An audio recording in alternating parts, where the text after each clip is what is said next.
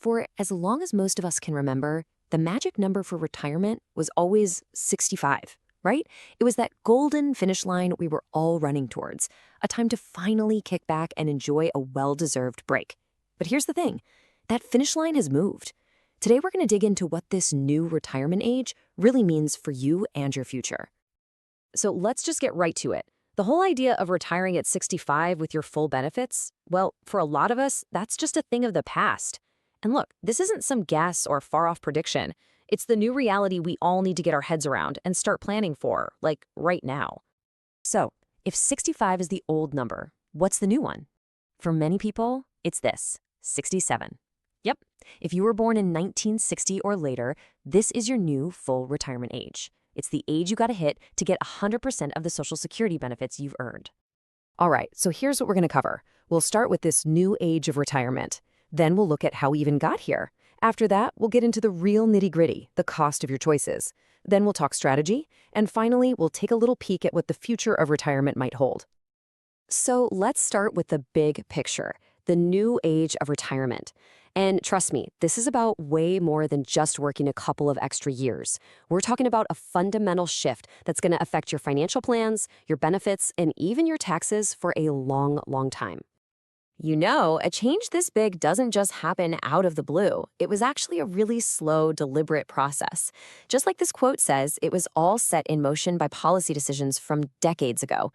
This has been a gradual, planned increase, and it was all designed to keep the Social Security system financially stable.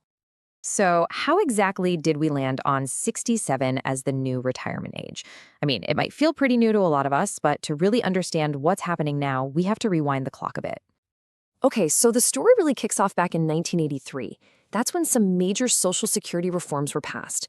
As you can see on this timeline, the retirement age has been slowly ticking upwards ever since, just bit by bit.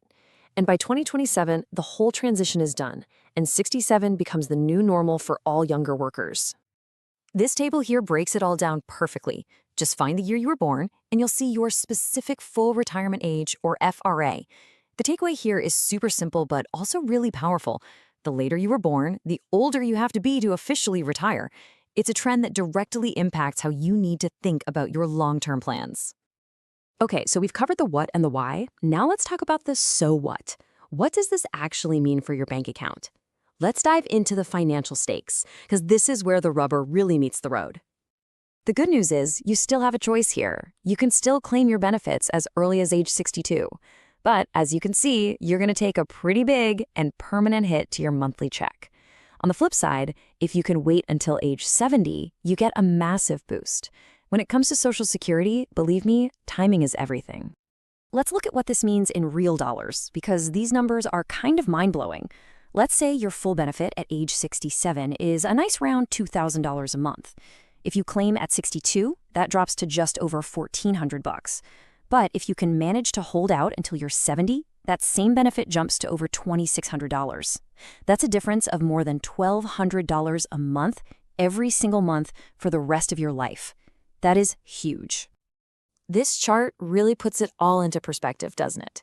If you were born in 1960 or later and you claim at 62, you're only getting 70% of what your full benefit would be. That is a 30% pay cut. That follows you forever. It's a massive trade-off just to get that money a few years earlier. Okay, those numbers are pretty stark, I get it. But this isn't about doom and gloom. It's about being prepared and feeling empowered. So let's talk about some real, concrete strategies to help you bridge that gap if you decide to retire before your full retirement age. Think of this as your financial playbook. So what can you actually do to bridge that gap between, say, stopping full-time work and claiming Social Security? Well, here are a few really practical ideas. Part-time work. I'm talking even just a few hours a week can make a huge difference. Building up a really solid emergency fund is also absolutely crucial. And hey, don't forget about the assets you might already have, like a spare room you could rent out for some extra cash flow. You know, it's not just about earning more money. It's also about being really smart with the money you already have. And that's where tax-smart withdrawals come in. By strategically pulling from your taxable accounts first, you can let your tax-deferred accounts, like your 401k, keep on growing. And definitely don't forget about your Roth IRA contributions. You can often withdraw those completely tax-free. We've talked a lot about the here and now, but what about the future? The story of retirement is always changing, so for our last section, let's take a quick look at what might be coming down the pike. You've probably heard some scary headlines about the Social Security Trust Fund running out of money. Here's what that actually means. If no changes are made, the system's reserve funds could run dry around 2034. Now, that doesn't mean Social Security will be broke, not at all. It just means that the payroll taxes coming in would only be able to cover about 81% of the benefits that are currently promised. And because of this long-term funding challenge, the conversation about retirement is far from over.